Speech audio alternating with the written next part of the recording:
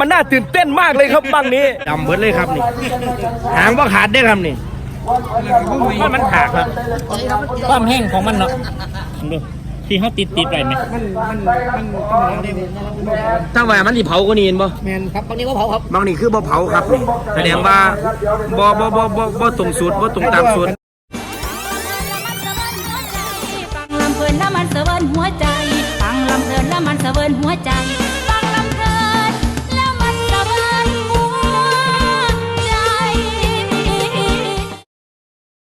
มาแล้วครับพี่น้องครับสวัสดีครับพี่น้องมาแล้ว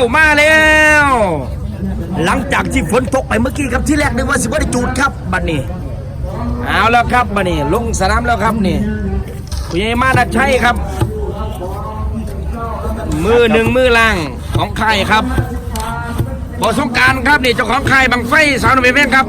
มาคือเก่าเหมือนเดิมครับเหมือนเดิมอินดี้นิโน่ครับนี่เมื่อวานเพิ่นล่างเองเมื่อวานพานอด280เมื่อวานนี่พยาวัดครับนี่พยาวัดเท่าดิพยาวัดเท่าแบกบังไฟเกินห้านครับส่วนยายแหลมพยาลีเมียบ้านแล้วครับบังไฟบริจูดครับเอาลงจากห้านแล้วหลังจากที่เจอมอระสุมมหันนะครับมอระสุมผัดพานมหันฝนตกเป็นเกือบ2 ชั่วโมงครับบังไฟเป็นค่าฐานตัวค่าจูรูยุทธานเลยกลายเป็นบริจูดครับบัดนี้ส่วนค่ายไงก็เลยทาครับเมืองสดบรรยากาศนาฐานครับนี่สดจากบ้านทาสลาอำเภอบ้านฝางจังหวัดขอนแก่นครับนี่ถือว่าอันนี้คนเมื่อบ้านประมาณ3 ส่วนนะครับและอยู่นี่ส่วนหนึ่งครับนี่ขณะนี้เวลา17:43 นาทีครับ5 โมงแรงเกือบ6 โมงแรงแล้วครับที่แรกนึกว่าสิบริจุดครับพี่น้องครับเอาไปเอามากันลุยเลยครับนี่สีลองบางอยู่บางหนึ่งครับก้อนมืดครับนี่ในพรานครับเขาป้าแล้วต้องได้อาหารเมียบ้านเด้บ่ได้เนื้อเมียบ้านได้บักบัวบักแตงบักต้นเมียบ้านก็ยังดีกำลังสีล่างครับนี่เริ่มล่างแล้วครับบรรยากาศรอบข้างพี่น้องครับเปียกเบิดจืนเบิดลมพายุมึงพี่น้องครับเต้นอยู่บนนี้ปิวมาเลยเต้นกับปิวครับเปียกจืดเบิดเลยครับนี่ยายแหลมกระลบฝนไปพญลี่กระลบฝนไปพญลี่เป็นผู้เปย์เอาบังไฟลงจากฐานครับกับเมียบ้านเลยฝนตกเกือบ2 ชั่วโมงครับบังไฟฆ่าฐานอยู่เปียกเบิด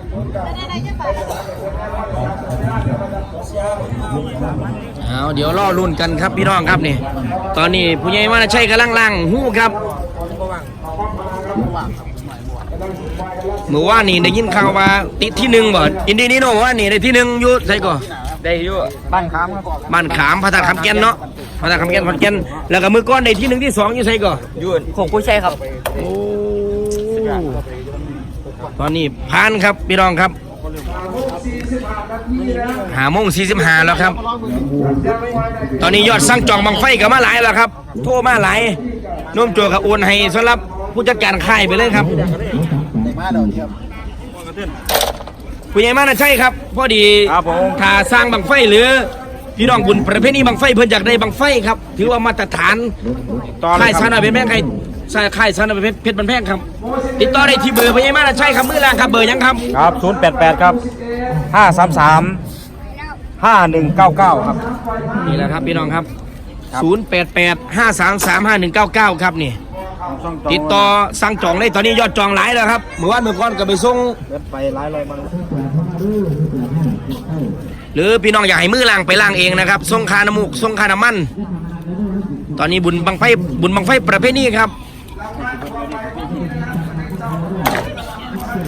ถือว่าสาวนนแบงเข้ามาซอยกันซอยงานพี่น้องบรรทาสลาครับอำเภอบันฝาง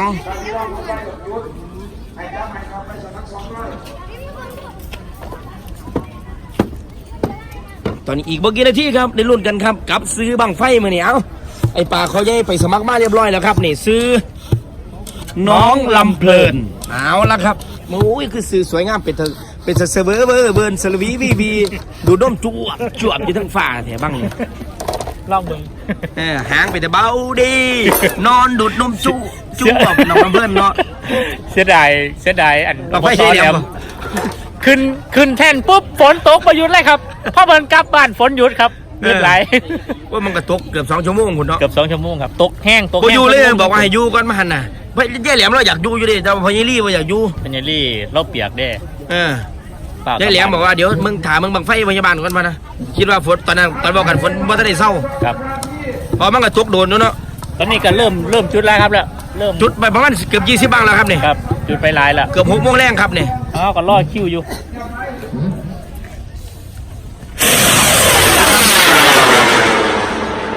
โอ้ย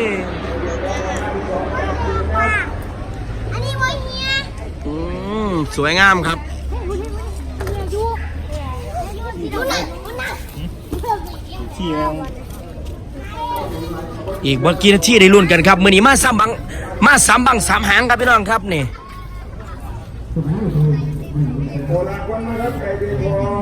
ปกติเราสิจูดตั้ง3 บัง 3 หางครับแต่ว่ามื้อนี้ด้วยเวลามันมืดค่ำก่อนครับมื้ออื่นไปทางไหนครับคุณประสบการณ์ครับ มือกันมาท่านมีโปรแกรมแต่ว่าต้องมี อืม แต่ยังยินข่าวว่าอยู่ทั้งบ้านเมื่อยย่างตลาดนะ ยังตลาดกาฬสินธุ์บ่ครับ แม่น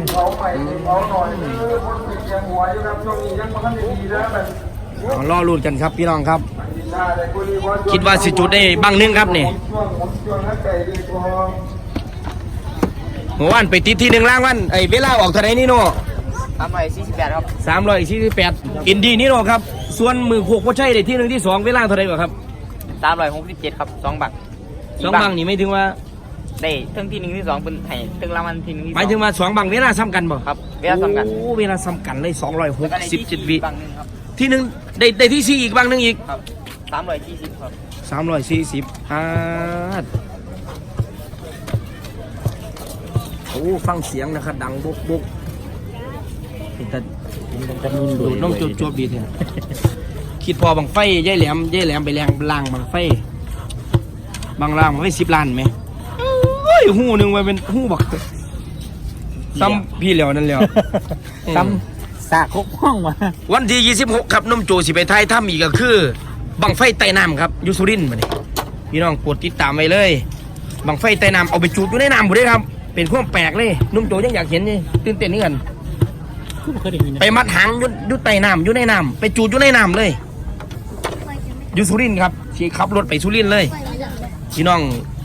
เดี๋ยวรอลุ่นกดติดตามไว้ได้เลยครับผู้ใดบ่ทันได้กดติดตามที่ YouTube ช่องสาวน้อยเพชรแพงครับมีหลากหลายให้พี่น้องได้เมืองครับบ่เป็นสาระความรู้ต่างๆขนบธรรมเนียมประเพณีอีสานต่างๆครับบ่ว่าสิเป็นประเพณีบุญบั้งไฟ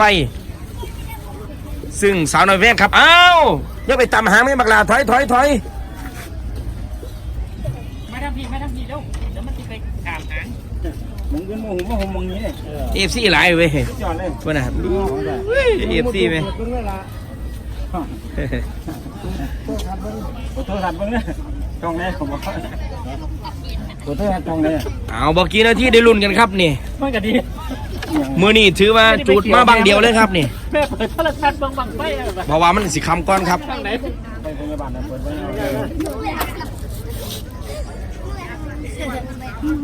จับการน้องบอกจะอยู่กล้องเนี้ยไหน FC ไหมย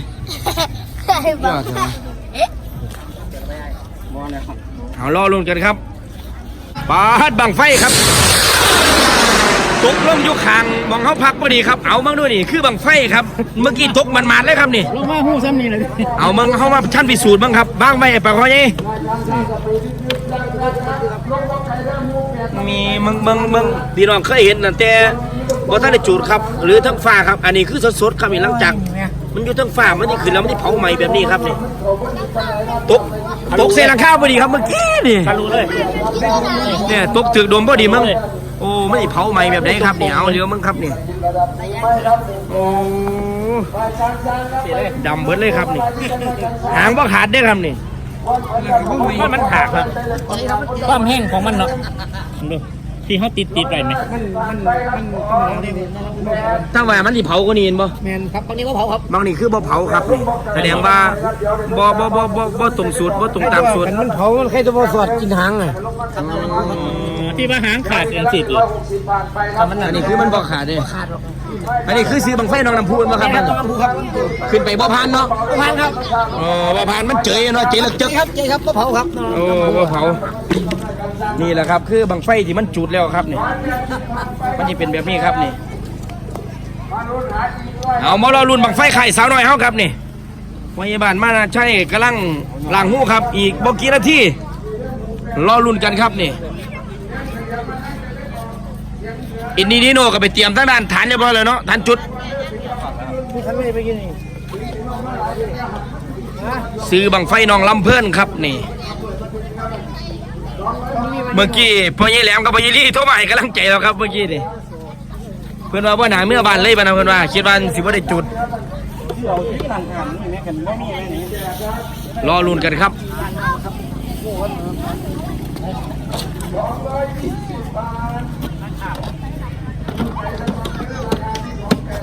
อีกบ่กี่นาทีครับนี่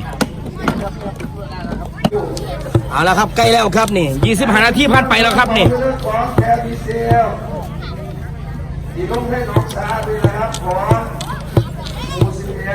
ฟังเสียงมอนดีปัญญังครับนี่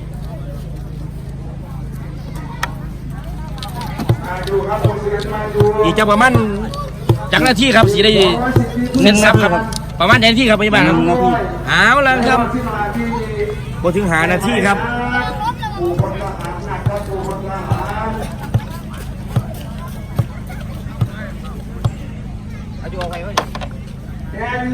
6 โมงแล้วครับพี่น้องครับตอนนี้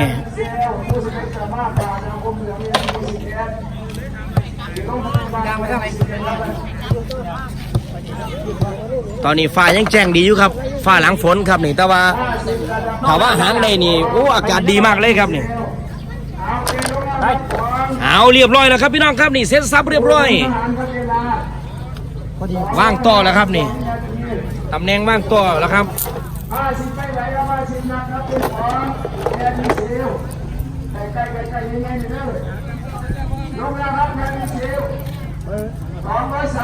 วินาทีเดี๋ยวนี้ก็ได้ในร้อยแรก10 ผ่านไปราคา 20เอาไว้เบอร์ก็สิต้องมาหาคุณดับได้ครับขนาดที่บ้านรอลุ้นกันครับพี่น้องครับสิบท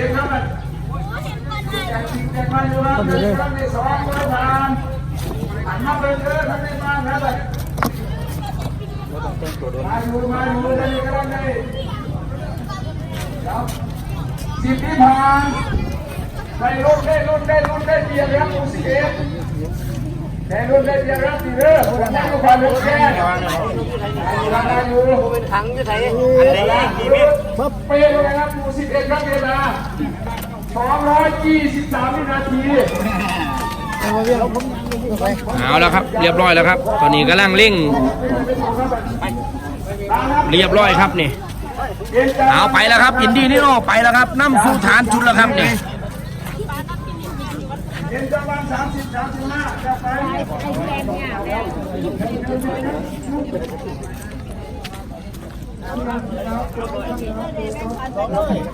นั่นแมนบาดาล้อคือให้รองเท้าหนังลุยเถอะวะ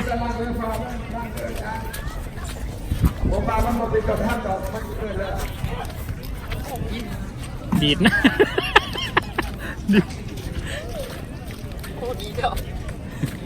เอาครับ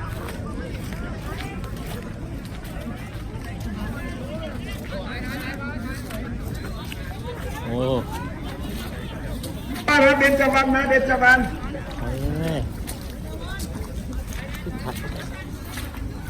แล้วแต่สรุปผลนะครับสรุปผลสำหรับน้ำ40ยังผ่านนะครับ น้องเอเธอร์ราคาที่240เอาเบญจวรรณก่อนครับเบญจวรรณ30-35ขอโชคดีครับเบญจวรรณครับ12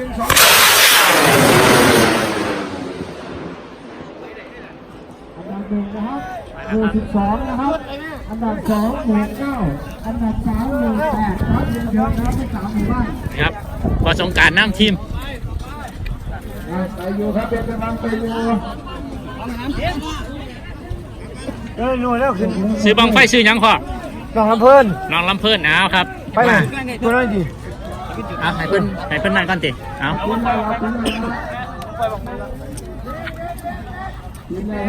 โอ้ยจะไปว่างไปทัวร์แล้วให้มาไปเอาหัวไปเก็บคนเดียวอันเดียวอันดับ3หมู่8ครับ คุณกองเฟิร์มเบาได้อยู่เป็นจวันเด็กๆมาหลายนี่เป็นมาเนี่ยราคาเราก็มาสูงครับราคา เดี๋ยวไอ้บังไฟหมู่บ้านเพิ่นจุดกันครับนี่ น้องเอเทนเอเธอร์เอเทนน้องเอเทนราคาที่240 อยู่แต่ท่านอันดับ3 เอเทนราคาที่ เอาละครับโอกาสเจอครับ1 2 3ครับ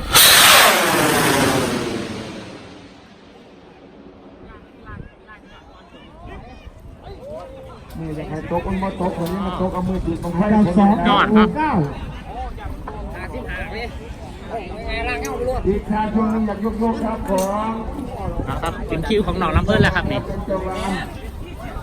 อยากมีอะไรจะได้ช่วงนี้เป็น น้องโดนิโน่ครับกับพอต้องการ ของน้อง น้องนิโน่ขืนแท่นนะครับ เอเทนครับไปอยู่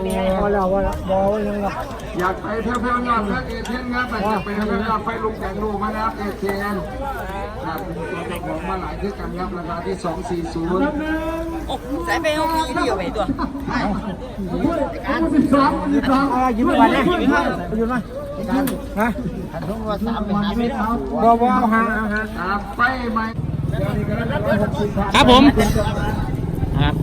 โอนจะเล่ง น้องลำเพิ่นน้องลำเพิ่นเปิดอะไรครับเนี่ยเปิดอะไรพ่อเดี๋ยวกำลังไปเดี๋ยวแป๊บนึงครับ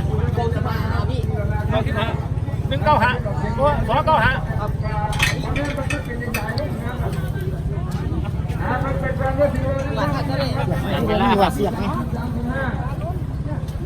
295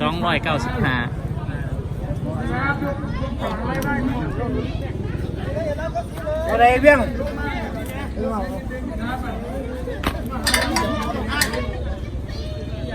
อ้าวเสร็จเรียบร้อยแล้วครับขืนแท่นครับพร้อมจุดแล้วครับอันนี้ฮะ ใครไงยังไงเป็นยินสัน นี่โนจุดเองเลยปะ และผู้นำท้องที่ประจำปีงบประมาณ 2562ในวันนี้นะครับขอบคุณครับท่านประธานในงานเพิ่งจะกล่าวปิดแล้วเด้อพี่น้องครับบางน้องหันนะน้องเป็นจังหวัดครับเป็นจังหวัด นะครับบรรยากาศ น้องลำเบิร์ราคาที่300 เดี๋ยวเดี๋ยว 315 เมตร เดี๋ยวเดี๋ยว 55เด้อ155เด้อ155เมตรครับน้องลำเบิร์พร้อมไปน้องลำเบิร์พร้อมไป อ้าม 1 2 3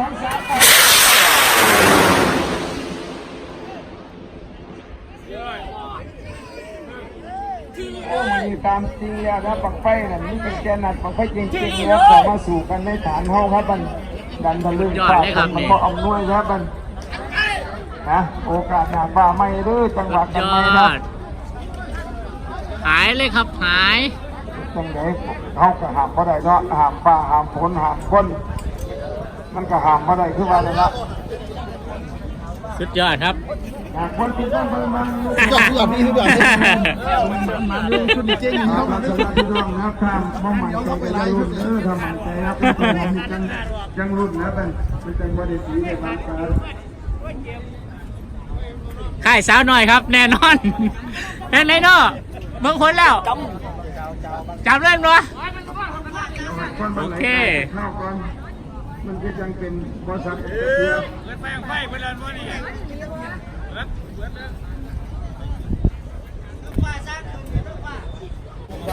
นั่นฟังครับครับนั่นละล้อเลยนะครับเมื่อกี้ฝนมันตกแห้งบ่ดิบังไฟมันหลายๆเพิ่นเลยโมฆะสำหรับรางวัลครับเอาไล่15ครับพี่น้องครับไล่315ครับก็ว่าขึ้นเมื่อกี้นี่สุดยอดเลย สุดเลยครับสุด ครับแล้วก็ว่างหางเดี๋ยวไปถามพยาบาลเมื่อกี้ซ่องมือล่างครับเอาพยาบาลใช่ครับ หลังจากที่ โอ้บังนี่ถือว่าเป็นบังนะครับสุดท้ายปิดท้ายรายการของ บังสุดท้ายนะครับบังสุดท้ายของงานเลย ว่าสิบ่จุดเด้ แม่นครับ มาซอยประเภทนี้เพิ่น ครับถือว่ามาซอยประเพณี ให้มัน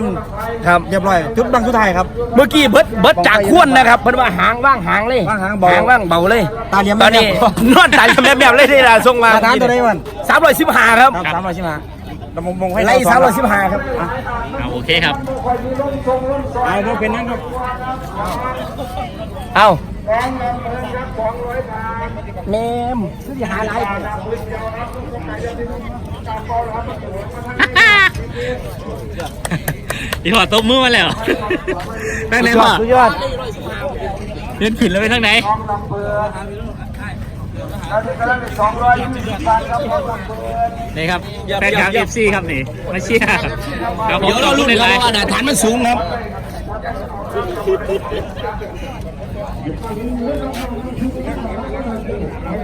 เดี๋ยวเราลุ้นครับ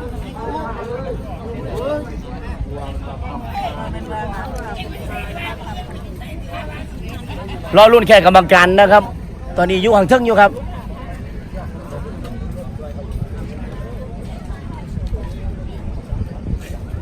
ล่อครับล่อบ างสุดท้ายของรายการครับ หาอีกเท่าไหรครับ เรามาอยู่แล้วขอลำเพลิน เออ ยังเบามาอยู่ มันต้องยังสี ท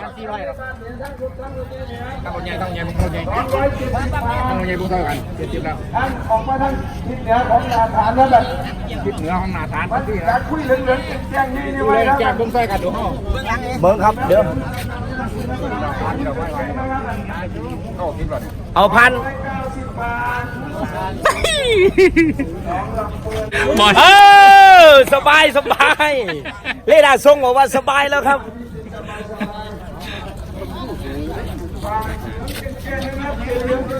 เอาแล้วครับ สุดยอด ไล่315ครับ มันน่าตื่นเต้นมากเลยครับบังนี้ เพราะหน้าฐานมันไหลสูงครับ ต่ำที่สุดในรอบปี โอ้ ดี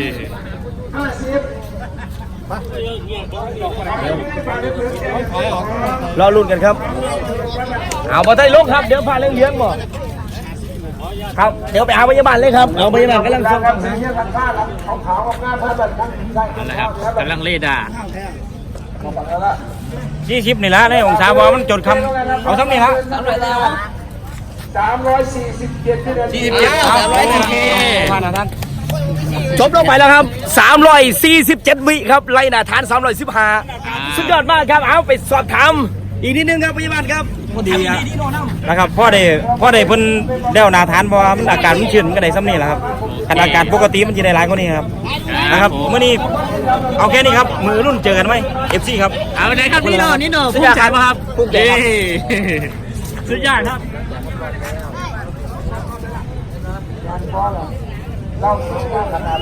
ครับนี่บรรยากาศนะครับบรรยากาศสดๆเลยครับนี่ฝนตกพึ่งหยุดครับ สุดยอดครับสุดยอดขอบคุณสำหรับการติดตาม ขอบคุณสำหรับการรับชมในคลิปนี้ครับเป็นเรื่องที่น่าตื่นเต้นมากครับหลังจากฝนตกครับที่แรกว่าสิบ่ได้จุดครับ เอาไปมานะครับเสียงครับนะครับเสียงพอเอาบังไฟมาซอยประเพณีพี่น้องบ้านทาสลาแล้วครับ มาแล้วก็ต้องจำเป็นต้องจุดครับสู่อย่างเดียวลุยอย่างเดียวสำหรับค่ายบังไฟสาวน้อยเป็นแม่ครับเอาตามมาครับ ตอนนี้ยอดสั่งจองบังไฟหลายครับพี่น้องครับเดี๋ยวอีกข้างครับพยาบาลครับบอกเบอร์โทรสลับแฟนครับอยากได้บังไฟนะครับเอาไปจุดประเภทนี้พี่น้องครับก็จะเป็น2 นิ้ว2 นิ้วครึ่ง3 นิ้ว ปีหน้าปีนี้ก็ได้ แม่นครับเอาพยาบาลบอกเบอร์ไปได้เลยครับ 088ครับ533 5199ครับ088 533 5199ครับ แล้วครับ ช่วงนี้ดำจังน้อยเพราะว่าจะแดด ขอบคุณสำหรับการติดตามขอบคุณสำหรับการรับชมในคลิปนี้ครับคลิปหน้าพ่อกับแม่สวัสดีครับ